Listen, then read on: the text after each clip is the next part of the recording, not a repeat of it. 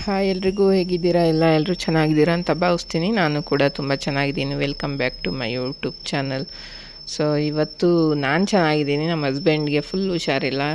ಅವ್ರನ್ನ ಹಾಸ್ಪಿಟ್ಲಿಗೆ ಕರ್ಕೊಂಬಂದು ಅಡ್ಮಿಟ್ ಮಾಡ್ತಾಯಿದ್ದೀನಿ. ಅವ್ರಿಗೆ ಕಿಡ್ನಿಲಿ ಸ್ಟೋನು ಪಾಸ್ ಆಗಬೇಕಾದ್ರೆ ಬ್ಲ್ಯಾಡರಲ್ಲಿ ಸ್ವಲ್ಪ ಸ್ಕ್ರ್ಯಾಚ್ ಆಗಿ ಹೋಗಿದೆಯಂತೆ ಸ್ಟೋನು. ಸೊ ಹಂಗಾಗಿ ಇನ್ಫೆಕ್ಷನ್ ಆಗಿಬಿಟ್ಟಿದೆ ಫುಲ್ಲು. ಅದಕ್ಕೆ ಅಡ್ಮಿಟ್ ಆಗಬೇಕು, 5 ಡೇಸ್ ಟ್ರೀಟ್ಮೆಂಟು ಮೆಡಿಕೇಷನಲ್ಲಿ ಇರಬೇಕು ಅಂದರು. ಸೊ ಹಂಗಾಗಿ ಈಗ ಅಡ್ಮಿಟ್ ಮಾಡ್ತಾಯಿದ್ದೀನಿ. ಬನ್ನಿ ನೋಡೋಣ ಇವತ್ತಿನ ದಿನ ಹೇಗಿರುತ್ತೆ ಏನು ಅನ್ನೋದು. ಎಲ್ಲರಿಗೂ ಆರೋಗ್ಯ ಇದ್ದರೆ ಚೆನ್ನಾಗಿದ್ರೇ ಎಲ್ಲ ಚೆಂದ, ಇಲ್ಲಾಂದರೆ ಲೈಫೇ ಬೇಜಾರಾಗೋಗುತ್ತೆ ಗೈಸ್.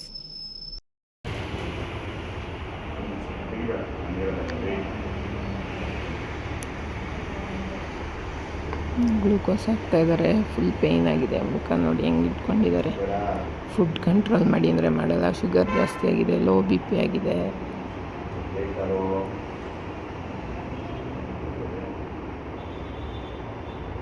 ಯಪ್ಪ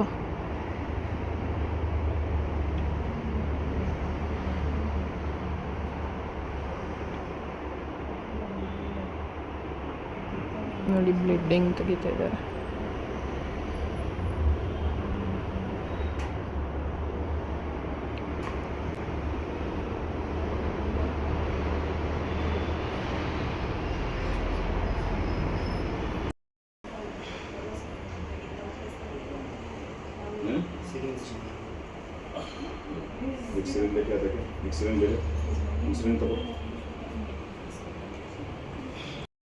ಗೈಸ್ ನೋಡಿ, ಹೇಳಿದ್ರೆ ಕೇಳಲ್ಲ. ಸರಿಯಾಗಿ ತಿನ್ನಿ, ಆರೋಗ್ಯವಾಗಿದ್ದು ಫುಡ್ ತಿನ್ನಿ ಅಂತ. ಹೆಂಗೆ ಬೇಕಂಗೆ ಫುಡ್ ತಿನ್ನೋದು. ಆಯಿಲ್ ಫುಡ್ ಜಾಸ್ತಿ, ಸ್ವೀಟ್ ಜಾಸ್ತಿ ಎಲ್ಲ ತಿಂದ್ಬಿಟ್ಟು ಹಿಂಗೆ ಆರೋಗ್ಯ ಕೆಡಿಸ್ಕೊಳೋದು. ಮಲ್ಕೊಂಡವ್ರೆ. ಡೈಲಿ 3 ಟೈಮ್ ಈ ಥರ ಹಾಕ್ಸ್ಕೊಂಡು ಹೋಗ್ಬೇಕು ಬಂದು. ನಿನ್ನೆ ಫುಲ್ ಡೇ ಅಡ್ಮಿಟ್ ಆಗಿದ್ರು. ಈಗ 3 ಟೈಮ್, ಬೆಳಿಗ್ಗೆ, ಮಧ್ಯಾಹ್ನ, ಸಾಯಂಕಾಲ 3 ಟೈಮು ಕೈಗೆ ಇಂಜೆಕ್ಷನ್ ಕೊಡ್ತಾರೆ. ಆಮೇಲೆ ಇದೊಂದು ಹಾಕಿ ಡ್ರಿಪ್ಸು ಅಲ್ಲಿದೆ ನೋಡಿ ಎಷ್ಟೊಂದು ತೊಗೊಂಡಿರೋದು, ಅದನ್ನೆಲ್ಲ ಹಾಕ್ತಾರೆ. ಹಾಕ್ಸ್ಕೋಬೇಕು ನೋವಾದ್ರೂ. ಇನ್ಮೇಲೆ ಹೆಂಗೆ ತಿಂತೀಯ ಫುಡ್ಡು? ನೀನು ಬದಲಾಗಲ್ಲ. ಯಾರೇನು ಹೇಳಿದ್ರು ಬದಲಾಗಲ್ಲ. ಏನು ಮಾಡೋಕ್ಕಾಗಲ್ಲ ನಾವು, ಅಷ್ಟೇ. ಬಿಟ್ಬಿಡ್ತೀನಿ, ನಾನು ಬದಲಾಯಿಸಲ್ಲ. ನೋಡಿ ಹಿಂಗೆ ಮಲಗಿದ್ದಾರೆ. ಆ ಕೈಯಲ್ಲೇ ಫೋನ್ ನೋಡ್ತಾ ಇರೋದು. ಇನ್ಸ್ಟಾಗ್ರಾಮು, ಇಲ್ಲ ಅಂದರೆ ಆಫೀಸಿಂದ ಯಾವ್ದಾರು ಮೆಸೇಜ್ ಬಂತು ಅಂದರೆ ಮೆಸೇಜ್ ನೋಡೋದು. ಅದಕ್ಕೆ ಹೇಳ್ತಾಯಿದ್ದೆ ರೆಸ್ಟ್ ಮಾಡು, ಮಲ್ಕೋ ಅಂತ. ಇಲ್ಲ ಆಫೀಸ್ದು ಮೇಲ್ ಬಂದಿದೆ ಎಷ್ಟೊಂದು ಚೆಕ್ ಮಾಡ್ತಾಯಿದ್ದೀನಿ ಅಂದರು. ಎಷ್ಟು ನೋವು ಅಂದರೆ ಕೈ ಇಂಜೆಕ್ಷನ್ ಕೊಡಿಸ್ಕೋಬೇಕಾದ್ರೆ ತುಂಬ ಪೇಯ್ನ್ ಆಗುತ್ತೆ ಅಂತ ಇದ್ರು. ಡೈಲಿ ಬೆಳಗ್ಗೆ, ಮಧ್ಯಾಹ್ನ, ಸಾಯಂಕಾಲ 3 ಟೈಮು ಹೋಗಿ ಒಂದು ಚಿಕ್ಕದು ಡ್ರಿಪ್ಸ್ ಹಾಕ್ತಾರೆ. ಡ್ರಿಪ್ಸಲ್ಲಿ ಒಂದು ಇಂಜೆಕ್ಷನ್ ಹಾಕ್ತಾರೆ ಮತ್ತು ಡೈರೆಕ್ಟ್ ನರಗೂ ಕೊಡ್ತಾರೆ. ಸೊ ನರೋಗೆ ಡೈರೆಕ್ಟ್ ಕೊಡ್ಬೇಕಾದ್ರೆ ತುಂಬ ಪೇಯ್ನ್ ಆಗುತ್ತೆ ಅಂತ ಹೇಳ್ತಾಯಿದ್ರು. ಅದಕ್ಕೆ ನಾನು ಸುಮ್ಮನೆ ಹಂಗೆ ತಮಾಷೆ ಮಾಡ್ತಾ ರೇಗಿಸ್ತಾ ಇದ್ದೆ ಒಂದು ಸ್ವಲ್ಪ ಮರೀಲಿ ಅಂತ. ಈಗಲೂ ಅಷ್ಟೇ, ಏನೋ ಒಂದು ಸ್ವಲ್ಪ ಚೆಕ್ ಮಾಡಬೇಕು, ಮೀಟಿಂಗ್ ಇದೆ ಅಂತ ಒಂದು ಮೀಟಿಂಗ್ ಅಟೆಂಡ್ ಮಾಡಿದ್ರು. ನಾನೇ ಸ್ವಲ್ಪ ಸ್ನಾನ ಮಾಡಿಸಿ ಕೂರಿಸಿದ್ದೀನಿ. ಈಗ ಸ್ನಾನ ಮಾಡೋಕ್ಕಾಗಲ್ವಲ್ಲ ಬಲಗೈಯಲ್ಲಿ ಅವ್ರಿಗೆ ಹಾಕಿರೋದು. ಸೊ ಹಂಗೆ ಒಂಥರ ನೆನ್ನೆ ಎಲ್ಲ ಡಲ್ಲಾಗಿತ್ತು ಫೇಸು. ಮೀಟಿಂಗಿಗೆ ಅಕಸ್ಮಾತ್ ವಿಡಿಯೋ ಆನ್ ಮಾಡಬೇಕು ಅಂದರೆ ಕಾನ್ಫರೆನ್ಸಲ್ಲಿ ನಡೀತಾ ಇದ್ದಿದ್ದಲ್ಲ, ಚೆನ್ನಾಗಿರಲ್ಲ ಫೇಸು ಅಂಥೇಳಿ ಅಂದರು ಅಂತ ನಾನೇ ಸ್ನಾನಕ್ಕೆಲ್ಲ ರೆಡಿ ಮಾಡಿ ಕೂರಿಸಿದ್ದೀನಿ. ಈಗ ಕುತ್ಕೊಂಡು ವರ್ಕ್ ಮಾಡ್ತಾಯಿದ್ದಾರೆ. ಅದನ್ನೇ ಹೇಳ್ತಾಯಿದ್ದೆ, ರೆಸ್ಟ್ ಮಾಡಿರಿ, ಪರವಾಗಿಲ್ಲ, ಅವ್ರಿಗೆ ಅರ್ಥ ಆಗುತ್ತೆ ಹೇಳಿದ್ರೆ. ನೀವು ನೆಕ್ಸ್ಟ್ ವೀಕ್ ಹೋದಾಗ ಏನೇನು ಪೆಂಡಿಂಗ್ ಇದೆ ಎಲ್ಲ ಮಾಡುವಂತ್ರಿ ಅಂತ. ಅವ್ರು ಹಂಗಾದ್ರು ಇಲ್ಲ, ಇದೆಲ್ಲ ನಾನೇ ಮಾಡಬೇಕು, ಮತ್ತು ಟೈಮು ಮೀರಿದ್ರೆ ಸರಿ ಹೋಗಲ್ಲ ಅಂತ ಹೇಳ್ತಾಯಿದ್ರು. ಸರಿ ಆಯ್ತು, ನೀನು ವರ್ಕ್ ಮಾಡು, ನಾನು ತಿಂಡಿಗೆ ಎಲ್ಲದಕ್ಕೂ ರೆಡಿ ಮಾಡ್ತೀನಿ ಅಂತೇಳಿ ಹೇಳಿದೆ. ಈಗ ಬೆಳಗ್ಗೆ ಅವ್ರಿಗೆ ಖಾಲಿ ಹೊಟ್ಟೆಗೆ ನೆಲ್ಲಿಕಾಯಿ ಜ್ಯೂಸನ್ನ ಮಾಡ್ಕೊಡ್ತಾಯಿದ್ದೀನಿ. ಯಾಕಂದರೆ ಅವ್ರಿಗೆ ಶುಗರು ಕೂಡ ಆಗಿಬಿಟ್ಟಿದೆ. ಹಂಗಾಗಿ ಇನ್ಫೆಕ್ಷನ್ನು ಜಾಸ್ತಿ ಆಗಿದೆ ಅವ್ರಿಗೆ. ಕಿಡ್ನಿಲಿ ಸ್ಟೋನು ಇತ್ತಂತೆ. ಸ್ಟೋನ್ ಇದ್ದರೆ ಹೊಟ್ಟೆ ನೋವು ಬರುತ್ತೆ. ಆ್ಯಕ್ಚುಲಿ ಅವ್ರಿಗೆ ಹೊಟ್ಟೆ ನೋವೇ ಬಂದಿಲ್ಲ, ಹಂಗೆ ಪಾಸಾಗಿ ಹೋಗಿದೆ. ಅದು ಬ್ಲ್ಯಾಡರ್ ಟಚ್ ಮಾಡ್ಕೊಂಡು ಹೋಗ್ಬೇಕಾದ್ರೆ ಅದು ಸ್ಕ್ರ್ಯಾಚ್ ಆಗಿದೆ. ಅದಕ್ಕೆ ನಿಮಗೆ ಯೂರಿನ್ ಪಾಸ್ ಮಾಡಿದಾಗ ಬ್ಲಡ್ ಬಂದಿದೆ ಅಂತ ಹೇಳಿದ್ರು doctor. So scan, urine test, blood test ಎಲ್ಲನೂ ಮಾಡಿಸಿದ್ವಿ. ಎಲ್ಲ ನಾರ್ಮಲ್ ಬಂತು. ನಂಗೆ ಭಯ ಆಗೋಗಿತ್ತು. ಕೆಲವರೆಲ್ಲ ಬೇರೆ ಥರ ಏನೇನೋ ಹೇಳಿ ಎದುರಿಸ್ಬಿಟ್ರು. ಸೊ ಹಂಗಾಗಿ ಒಂದು ಸ್ವಲ್ಪ ಭಯ ಆಗಿತ್ತು ನನಗೆ. ನಾನು ನೆಲ್ಲಿಕಾಯಿ ಪೌಡರು ಮತ್ತು ಕರ್ಬೇವಿನ ಸೊಪ್ಪಿನ ಪೌಡರು ಎಲ್ಲ ಪೌಡ್ರು ತಂದು ಇಟ್ಕೊಂಡಿದ್ದೀನಿ, ಒಂದು 5 ಥರದ್ದು. ಅದನ್ನು ಜೇನುತುಪ್ಪದಲ್ಲಿ ಟ್ಯಾಬ್ಲೆಟ್ ಥರ ಮಾಡಿ ಇಟ್ಕೊತೀನಿ, ವಾರಕ್ಕಾಗುವಷ್ಟು. ಅದನ್ನು ಖಾಲಿ ಹೊಟ್ಟೆಗೆ ನಾನು ತೊಗೊತೀನಿ. ಬಟ್ ನಮ್ಮ ಹಸ್ಬೆಂಡ್ ಅದನ್ನ ತೊಗೊಳಕ್ಕೆ ಇಷ್ಟಪಡಲ್ಲ, ಅವರು ನಂಗೆ ಇಷ್ಟ ಆಗಲ್ಲ ಅಂತಾರೆ. ಸೊ ಹಂಗಾಗಿ ನಾನು ನೆಲ್ಲಿಕಾಯಿ ಏನು ಬರುತ್ತೆ ಕಾಯಿನ ಅದನ್ನೇ ಮಿಕ್ಸಿಲಿ ರುಬ್ಬಿ ಸ್ವಲ್ಪ ಅದಕ್ಕೆ ಪೆಪ್ಪರ್ ಪೌಡ್ರು, ಉಪ್ಪು ಮತ್ತು ನಿಂಬೆ ರಸ, ಕರಿಬೇವು ಅದನ್ನೆಲ್ಲ ಹಾಕ್ಬಿಟ್ಟು ಕೊಡ್ತೀನಿ, ಕುಡಿತಾರೆ. ಅದಾದಮೇಲೆ ಸ್ವಲ್ಪ ಎಳ್ನೀರು ಕೊಡ್ತೀನಿ, ಎಳ್ನೀರು ಕುಡಿತಾರೆ. ಡಾಕ್ಟ್ರು ಹೇಳಿದ್ದಾರೆ ಆದಷ್ಟು ಎಳ್ನೀರು ಮತ್ತು ಮಜ್ಜಿಗೆ ತುಂಬ ಕೊಡಿ, ಅವರು ಎಷ್ಟು ಕುಡಿದು ಯೂರಿನ್ ಪಾಸ್ ಮಾಡ್ತಾರೆ ಅಷ್ಟು ಯೂರಿನ್ ಇನ್ಫೆಕ್ಷನ್ ಕಮ್ಮಿ ಆಗುತ್ತೆ ಅಂತ. ಸೊ ಹಂಗಾಗಿ ಅವ್ರಿಗೆ ವಾಟರ್ದು ಕಂಟೆಂಟ್ ಇರೋದೇ ಜಾಸ್ತಿ ಕೊಡಬೇಕು. ಸೊ ಹಂಗಾಗಿ ಅದನ್ನೇ ಜಾಸ್ತಿ ಕೊಡ್ತಾಯಿದ್ದೀನಿ. ಮಾಮೂಲಿ ಬೆಳಗ್ಗೆ ಏನು ತಿಂಡಿ ಮಾಡಿರ್ತೀವಿ ಅದು ತಿಂಡಿ, ಮಧ್ಯಾಹ್ನ ಊಟ. ನೈಟು ಮುದ್ದೆ ತಿನ್ನಬೇಕು, ಬಟ್ ಅವರು ತಿನ್ನಲ್ಲ. ಹಂಗಾಗಿ ಮುದ್ದೆ ಬದಲು ಈ ರಾಗಿ ರೊಟ್ಟಿ, ಜೋಳನೂ ತಿನ್ನಲ್ಲ ಅವರು, ಅಕ್ಕಿ ರೊಟ್ಟಿ ಆ ಥರ ಮಾಡಿಕೊಡ್ಬೇಕು. ಮತ್ತು ನಾನು ಊರಿಗೆ ಬೇರೆ ಹೋಗಬೇಕು, ನಮ್ಮಪ್ಪ ಫೋನ್ ಮಾಡಿದರು ಊರಿಗೆ ಬಾ ಅಂತ. ನಾನು ಅಂದೆ ನಮ್ಮ ಹಸ್ಬೆಂಡ್ನು ಕರ್ಕೊಂಬಾ ಅಂತ ನಮ್ಮ ತಂದೆ ಹೇಳ್ತಾ ಇದ್ದಿದ್ದು. ಅವ್ರಿಗೆ ಹುಷಾರಿಲ್ಲದೆ ಇರೋದಕ್ಕೆ ಈಗ 1 ವೀಕ್ ರಜೆ ಹಾಕಿದ್ದಾರೆ. ಮತ್ತು ನಾನು ಹೋಗ್ಬೇಕಾಗಿರೋದು ಅವರು ಡ್ಯೂಟಿಗೆ ಹೋಗೋಕ್ಕೆ ಸ್ಟಾರ್ಟ್ ಆದಮೇಲೆ ನಾನು ಹೋಗೋದು ಊರಿಗೆ, ಅಲ್ಲಿವರೆಗೂ ಏನು ಹೋಗಲ್ಲ. ಅವ್ರನ್ನ ಕರ್ಕೊಂಡು ಹೋಗೋಕ್ಕೆ ಈಗ 1 ವೀಕ್ ರಜೆ ಹಾಕಿದ್ದಾರೆ, ಮತ್ತೆ ಲೀವ್ ಕೊಡಲ್ಲ.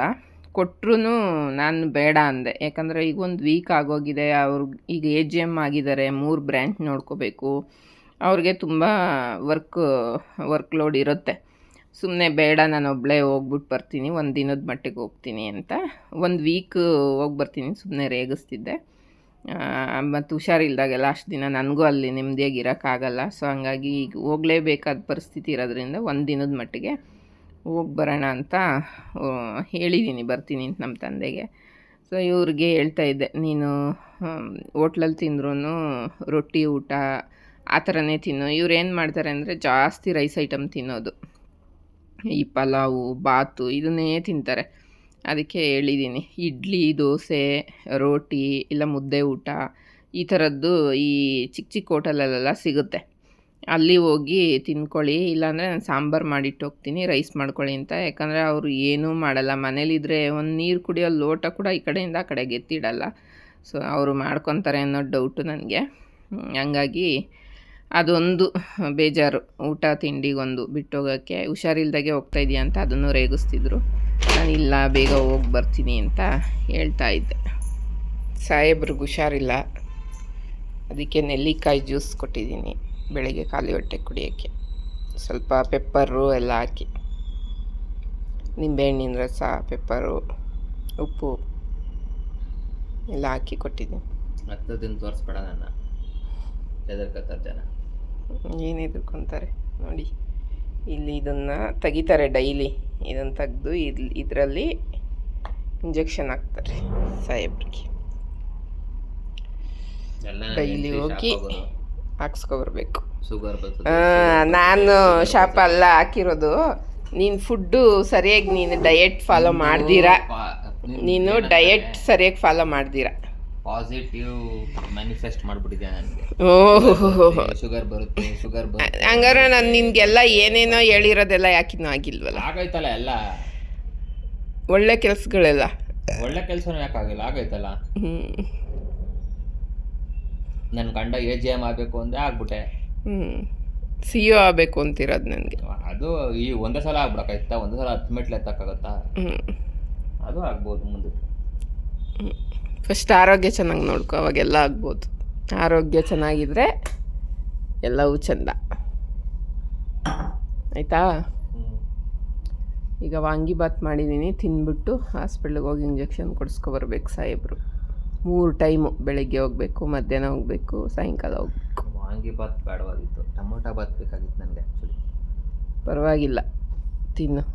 ನಾನು ಮಾಡಿರೋ ಪೌಡ್ರಲ್ಲ ಈ ಸಲ ಹಾಕಿರೋದು, ರೆಡಿಮೇಡ್ ವಾಂಗಿಬಾತ್ ಪೌಡ್ರ್ ಹಾಕಿರೋದು.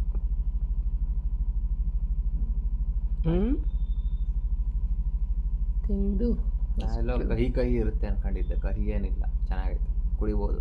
ಒಗ್ರು ಅಷ್ಟೇ.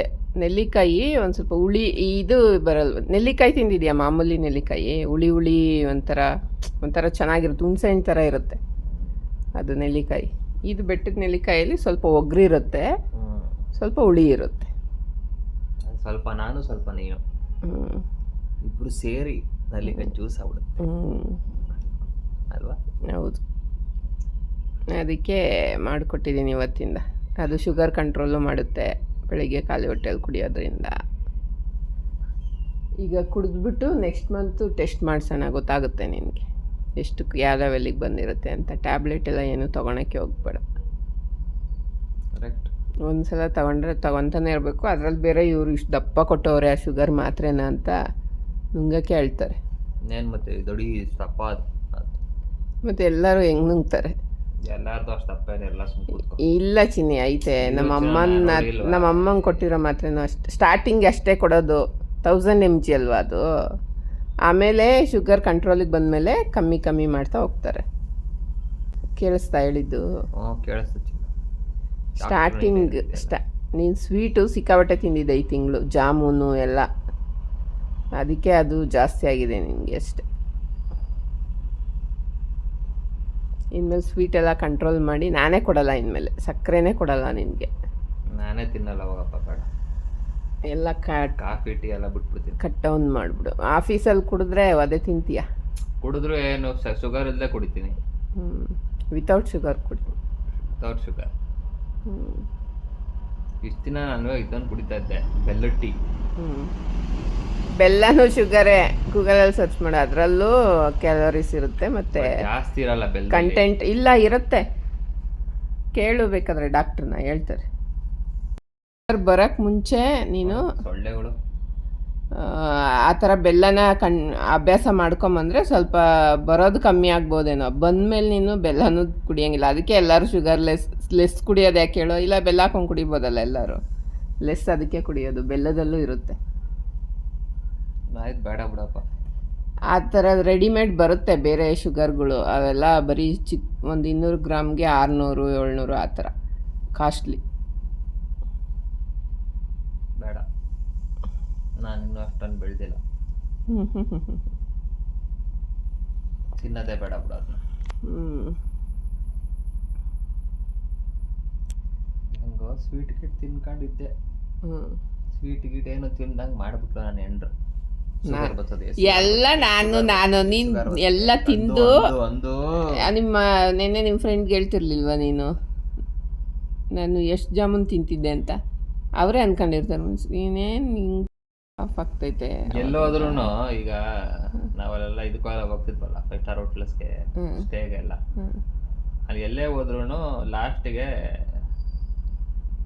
ಜಾಮೂನ್ ವಿತ್ ರಬಡಿ, ಆಮೇಲೆ ಜಾಮೂನ್ ವಿತ್ ಐಸ್ ಕ್ರೀಮು ಇದ್ದೇ ಇರೋದು. ನಾನೊಂದು 4-5 ತಿಂದಾಕ್ಬಿಡುವೆ ಜಾಮೂನ್. ಅದಕ್ಕೆ ಹಂಗೆ ಶುಗರ್ ಬರೋದು ಜಾಸ್ತಿ. ಮತ್ತು ಇನ್ನೊಂದೇನು ಗೊತ್ತಾ, 7 ಗಂಟೆ ಮೇಲೆ ನಾನು ಬರೀ ಜಾಮೂನ್ ತಿಂದಿದ್ದೆ, ಸಿರಪ್ ಕುಡಿತಾ ಇರಲಿಲ್ಲ. ಸಿರಪಲ್ಲಿ ಇರುತ್ತೆ, ಜಾಮೂನ್ ಇಲ್ವಲ್ಲ ಶುಗರ್ ಅಷ್ಟೊಂದು. ಯಾಕಿರಲ್ಲ, ಅದರಲ್ಲೂ ಹೀರ್ಕೊಂಡಿರಲ್ವ ಸಕ್ಕರೆ ಪಾಕ, ಸಾಕಷ್ಟೇನೆ ಶುಗರು ತಿಂದರೆ. ನೀನು ಮಧ್ಯಾಹ್ನ ಬೇಕಾದರೆ ಸ್ವಲ್ಪ ತಿನ್ನು, ಏನಾಗಲ್ಲ, ಎಫೆಕ್ಟ್ ಆಗಲ್ಲ ಅದು. ರಾತ್ರಿ ನೀನು ತಿಂತೀಯ ಗೊತ್ತಾ, ಊಟ ಆದಮೇಲೆ ಮಲಗಬೇಕಾದ್ರೆ ಅದೇ ನಿನ್ನ ಬಾಡಿಗೆ ಅದು ಹೋಗಿ ಬ್ಲಡ್ಡಿಗೆ ಸೇರ್ಕೊಳ್ಳುತ್ತೆ ಮಲಗಿದಾಗ. ಮಧ್ಯಾಹ್ನ ಕುಂಡಿಗೆ ಸೇರ್ಕೊಳ್ಳುತ್ತೆ. ನೀನು ಎದ್ದಿರ್ತೀಯಲ್ಲ, ಆಕ್ಟಿವಿಟಿ ಇರುತ್ತಲ್ಲ ಬಾಡೀಲಿ, ರಾತ್ರಿ ಏನು ಇರಲ್ವಲ್ಲ, ಮಲಗಿರ್ತೀಯಲ್ಲ, ಅದಕ್ಕೆ ಅದು ಹಂಗಾಗೋದು. ಏನಕ್ಕೆ ಹೇಳು, ಡಾಕ್ಟ್ರ್ ಹೇಳೋದು ನೈಟ್ ಅನ್ನ ಜಾಸ್ತಿ ತಿನ್ನಬೇಡಿ ಅಂತ. ಅದಕ್ಕೇನೆ, ಅದರಲ್ಲೂ ಗ್ಲೂಕೋಸ್ ಅಂಶ ಇರುತ್ತೆ, ಅದು ಶುಗರ್ ಹೆಚ್ಚಿಸುತ್ತೆ ಅಂತಲೇ ಮುದ್ದೆ ತಿಂದ್ಬಿಟ್ಟು ಲೈಟಾಗಿ ಅನ್ನ ತಿನ್ನಿ, ಆದಷ್ಟು ಬೇಗ ಊಟ ಮಾಡಿ ಅಂತ ಹೇಳೋದವರು ಟೈಮು. ಮೊದಲೆಲ್ಲ ಹಳೆ ಕಾಲದಲ್ಲಿ 7 ಗಂಟೆಗೆಲ್ಲ ಊಟ ಮುಗಿಸೋರು. ಈಗ ಧಾರಾವಾಹಿಗಳು ಅದು ಇದು ನೋಡಿಕೊಂಡು ಆಫೀಸ್ ಕೆಲಸ ಅಂತ ಲೇಟಾಗಿ ಬಂದ್ಕೊಂಡು 10 ಗಂಟೆ 9 ಗಂಟೆ 11 ಗಂಟೆ ಮಧ್ಯರಾತ್ರಿನೂ ತಿಂತಾರೆ.